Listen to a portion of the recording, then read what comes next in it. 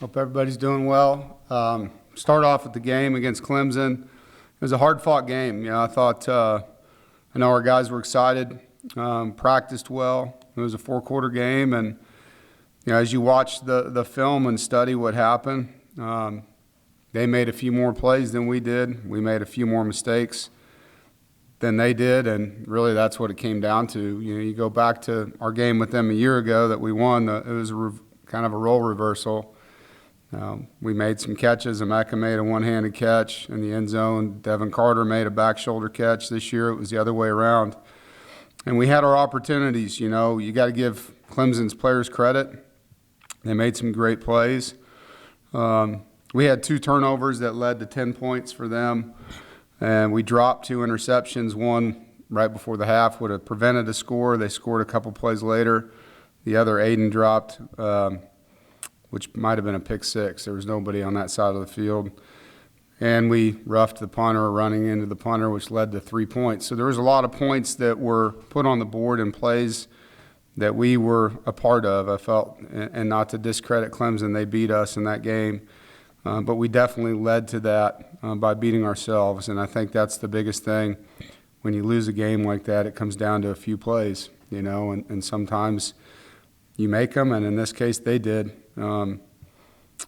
So that's how you lose a game on the road. I do think their crowd was very, very impressive. And it's a factor when you have a D-line like them with a pass rush like they have, where cadence usually is the offense's friend. In a game like that, everybody's getting off on the ball instead of on a cadence. And sometimes their D-line was better at it than our O-line, and now you're behind trying to protect on a pass rush. And you can see why they've won so many home games in a row. It's definitely an awesome environment to play in, and crowd noise for them is a huge weapon. From a positive standpoint on offense, I thought Thayer Thomas had a really good football game for us. And we were 100% scoring in the red zone. We were 100% in our short yardage and goal line situation plays, which was improvement. They opened the game with the drive for a score. We opened the game with an answer with a drive and a score, and both were long, sustained drives by both teams. It's weird to be in a game where there's only one possession each in one quarter with these 2 long drives. Negatives, we had 3 pre-snap penalties, and one of them really hurt us at the end of the game on a snap that became a fumble. We had 2 turnovers, which I already discussed, and we didn't have enough explosive plays, which you can credit to Clemson's defense. We only had 5, and it's hard to score enough points, with drives that have to be sustained and sustained and sustained in a place like that. Defensively, I thought our defense battled. They kept us in the game. Our third down defense, for the most part, was on point, and we played hard. Negatively, we just at times started pressing and not trying to do our job, trying to do someone else's, and inevitably when you do that, you make mistakes. They had too many explosive plays. They had 11 to our 5, and so that's an area we lost. And we didn't create a takeaway, and had 2 critical opportunities in the game. Just those 2 plays alone, if Devin Boykin has his, that's 1 touchdown off the board. If Aiden White catches his and scores, that's a 14-point swing in the game, and a game that we lost by 10 points.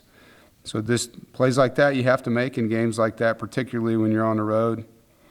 On special teams, I was really proud of Chris Dunn. This was a game a year ago that he had his worst moment, in his career.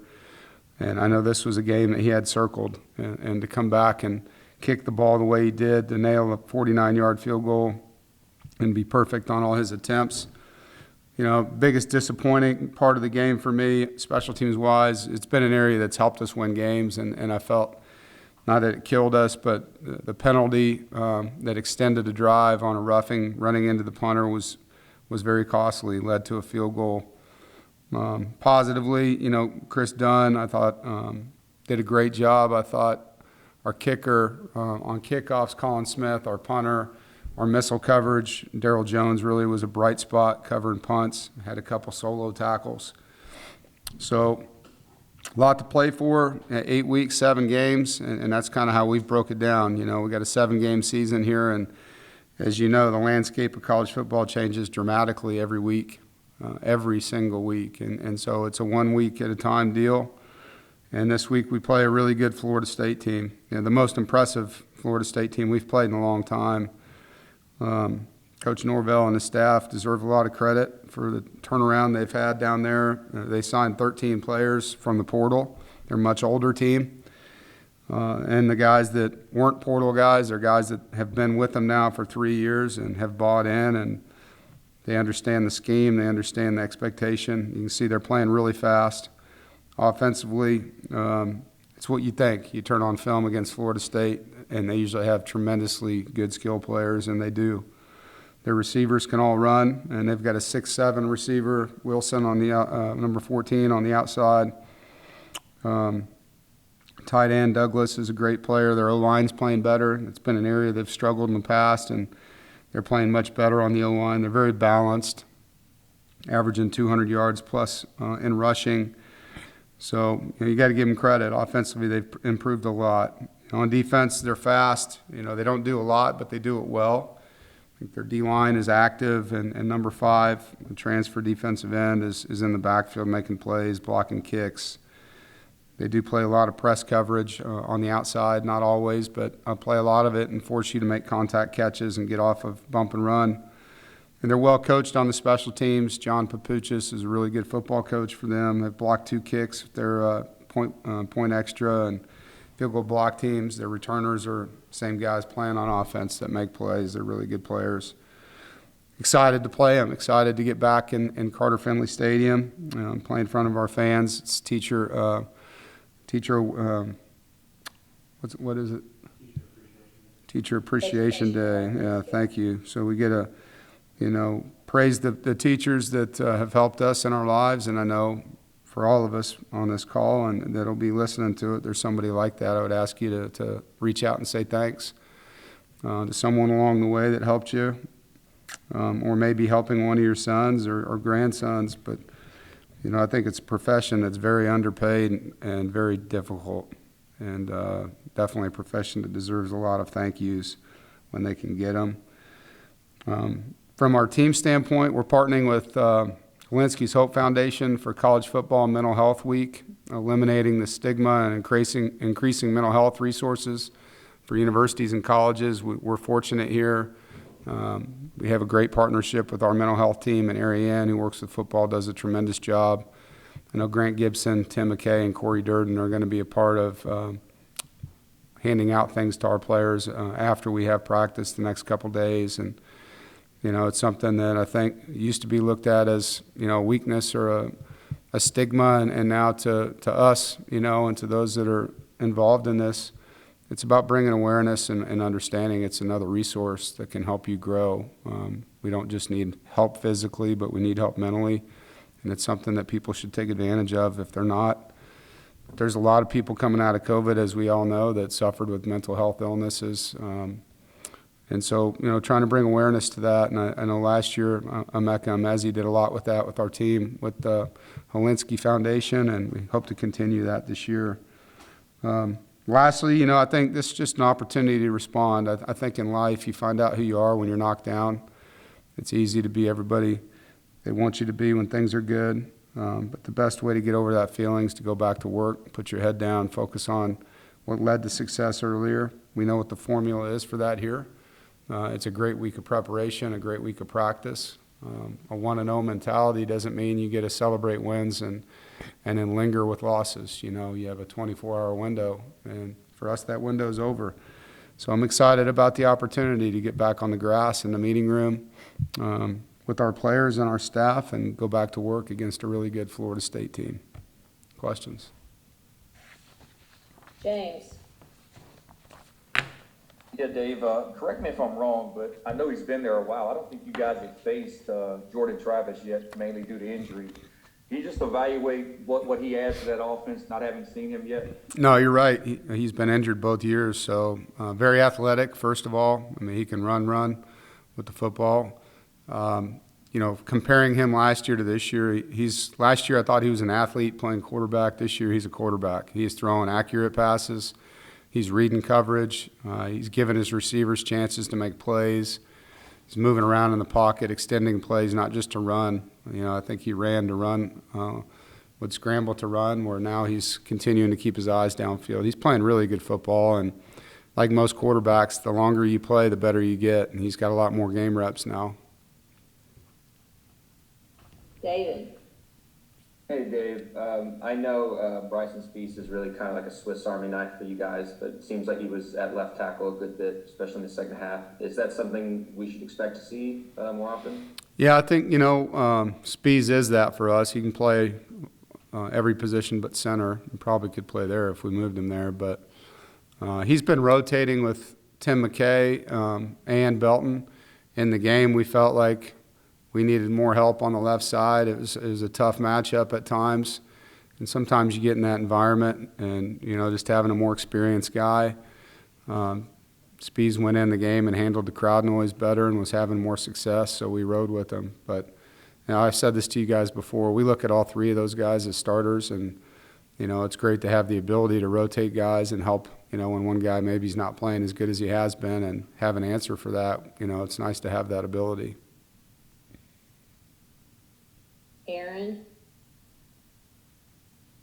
Hey, Dave, you guys didn't run the ball particularly well, obviously, and there weren't many openings up front. I guess, how do you balance the part of you're not going to face many fronts with that level of talent the rest of the year versus the amount of, how you guys executed in that game? Well, I think you're right about the first thing. I think that D-line was special for them, really special. And so probably got a little impatient, Aaron, with the run game. When you get down by 2 possessions, sometimes that happens. I think the game flow did that a little bit in the second half. But, I think moving forward, we want to be more balanced than we were in that game. Sometimes with RPOs, the ball goes where the ball goes, too.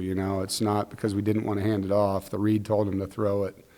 So sometimes those plays that are called are runs that are being called. It's just, if we're going to put a screen with the run and they don't play it, a certain way, we're going to throw it out there to the screen. And so, on the stat line, it'll look like we're not running the football a whole lot, but that's really not what's happening in the play call. So that happens a little bit too. But, I think it's a combination of a really good D-line, the RPO, how that played out, and us not being patient enough at times with running the ball. Andrea. Dave, you just mentioned this is an opportunity to respond. Yeah. I'm wondering what you've seen out of the guys since you've been back, or what you need to see out of them during practice this week in terms of just their mindset when it comes to that. Yeah, they were like all of us. We were tired, first of all, yesterday. We got home at 4 a.m., and so that doesn't help. But everyone was mad, frustrated, disappointed, tired. And by the end of it, they were ready to move on. And today I know they'll have juice. They'll be ready to practice. And our leadership and experience on this football team will help in a situation like this. And last year we had similar things. We lost a tough game by 1 to Miami and responded with one of our best games against Louisville, I think, the next week. So, I think it's just the team that knows how to do that, and we're going to have our hands full. We got a really good team coming in here. But judging by how we've responded in tough situations in the past, I know this team will be ready to play on Saturday. Todd Gibson. David just kind of answered what I was just going to ask, but is there a couple of players on the team that you look for to help the guys through this, to get them on to next week that you can point towards to help them put the game behind them? Yeah, I mean, you're veterans. We talked with the leadership council first and then with the team, but, Isaiah Moore, Devin Leary, Grant Gibson, the guys that are captains, Drake Thomas, that's where you look first. And then within the position groups, there's kids in each room that understand that the season's not defined by one game, and it is if you allow it to be, and it turns into multiple games. So there was a lot of good things said in the room, and I know those guys will take it to heart. It is a close group, and there's a good demeanor about them. So there's no concern on that side. The concern is just we're playing a great team this week, So I don't think it's going to be whether or not we're ready to play. We got to play good enough to win. Chip. Yeah, Coach, I know you talked a lot about Thayer Thomas and what he means to the team. Have you had many players that have maximized their talent to the point that from a walk-on basically to being a major cog in an offense like he is in yours?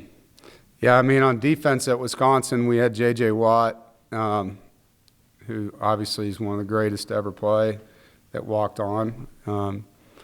I haven't really on offense had a player like that. We probably had an offensive lineman at Wisconsin that was similar to that at a different position group. But Thayer's unique and what he's done here. I mean, if you really dig into his story and look at what he's done, like, to his body since he got here too, like, he's a 150-some pound guy. I mean, the pictures of him, obviously it's 5 years ago now. But talk about a change, physically, and he deserves all the credit for that. For the time and what he does on a daily basis, like from a recovery standpoint, what he does in the weight room, what he does in the training room on the jugs machine and film study. He's very unique, and there's above the 1 percentile line when it comes to his work ethic. Aaron, Yeah, Dave, what would you say is the next step in sort of developing or growth for your receivers at this point? I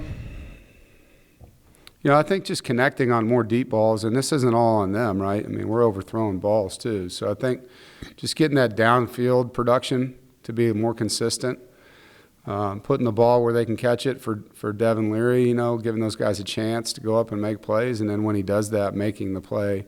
I think we've had a pretty good history here since Kelvin Harmon to Mecca Mezzi. I think Devin Carter does a nice job going up for deep balls, but we win a lot of 50-50 balls here. We have for a while. We need to get back to that. And that's not just on the receivers or the tight ends or the backs. It's the entire offense. Give the quarterback a chance to make that throw, then make the throw, and then go up and finish the play. I think that's the thing that we can improve on. We're catching the ball underneath. You're seeing some good yards after contact. The guys are blocking better than they have in the past. It's just being more explosive and connecting with them so they have a chance to be more explosive. Brian Murphy. Hey, Dave, thanks for taking the call. I wonder if you could talk a little bit about what's happening in the profession. I think we've seen 5 or maybe more coaches let go already this season. What that kind of says to you about, I don't know if it's the calendar change, the portal, the early signing date, or just less patience. But when you see colleagues of yours being let go so early in the season, what does that mean? Yeah, I don't really like it. I mean, I think it's crazy how hard we work all off season and summer and fall camp, and you sign kids, you develop kids, you get into the season, and then 3, 4, 5 weeks in, it's done. And as you know, there's a lot of time left. There's 7 games left. I mean, if you win 7 games, I mean, even if you were 0-5, you're in a bowl game. And so there's a lot of season left. I don't disagree with you that a lot of these decisions are now being made because of the portal and because of early signing dates and people wanting to get in front of, recruiting their classes and things like that. The student athletes are the ones that are getting cheated right now because they're having to play their seasons with a lesser staff. In some cases, multiple coaches. I think Colorado fired their head coach and their defensive coordinator the other day. So it's just new, and it's going to be something we got to get used to, I guess. Things don't usually go back to the way they were when things start going faster in this world. So, but yeah, I don't think it's a great trend, but it's not my job to make those decisions. Andrea. Dave, as a follow-up to what Aaron asked about the receivers, obviously everyone likes to focus on the quarterback, and there were high expectations for Devin coming into the season. What's your evaluation of the way he's played so far? I think some good, some bad. I think there's a multitude of things. It's hard to probably put in a couple sentences. I mean, he's had some games where he's really looked really good, and this last game I thought he played really tough. He took some shots in the Clemson game, and he just kept battling, and his toughness, his work ethic, He's throwing the ball underneath and intermediate really well. And I think from a deep ball standpoint, we just got to get that a little tuned up. But I think the first game, he was trying to be perfect. And after that, he's improved each week. And this last game, I thought he did some really good things. Just at times, he didn't have a chance. Andrea, their pass rush was a factor in that game. So I think you have to give them some credit there too. But I'm excited about the direction he's going. I think he's really noticed some things that he can do. He's looking at little things. His leadership has been awesome. So I look forward to the next 7 games with him, and 1 week at a time. Aaron? Yeah, Dave, I know you guys, obviously the first priority is winning the game, but you just played in the first top 10 matchup in program history. You had the national TV audience, a lot of attention.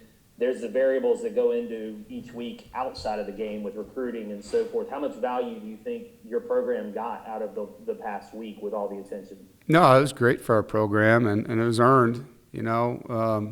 That was a top 10 team, being us against a top 5 team on national television, and it was a heck of a football game. It was. And so I think let's not forget that. And I'm proud of our staff and our players and all that, but I'd rather win.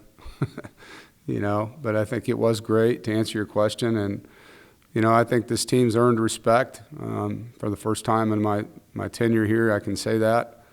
I mean, last year we were ranked and lost a game by 1 point, and we dropped out of the top 25, and with 1 loss. And so, I think there is some respect for this team and what it can do. Obviously, it's just getting back on track now, and in the Atlantic Division, that's easier said than done. We're going to play back-to-back. This will be our second of 3 against undefeated teams, because the team we play next has a bye week this week at 5-0. So the schedule doesn't get easier. Chip? Yeah, Coach, I know you were a young guy when Florida State first came into the league in the early 90s. Did you have a good appreciation for what them entering the ACC did for ACC football in terms of the talent they brought in, other teams having to close that gap, and facilities and the other things that they did? Chip, probably not the way you do. I have great respect and grew up being a great college football fan and watching all of Bobby's teams. And Coach Bowden is, a mentor and a role model in this sport for coaches. And so I've studied them. I used to love watching them play. And so many of their players are guys that I was fans of growing up watching. So I have a lot of understanding of that. But with regard to how it changed the ACC, I wasn't here for that and was part of other conferences during that time. So it didn't really pay attention to that part of the question. Do we have anything else for Coach? All right, Coach, I appreciate it. Thanks, everybody. Thank you.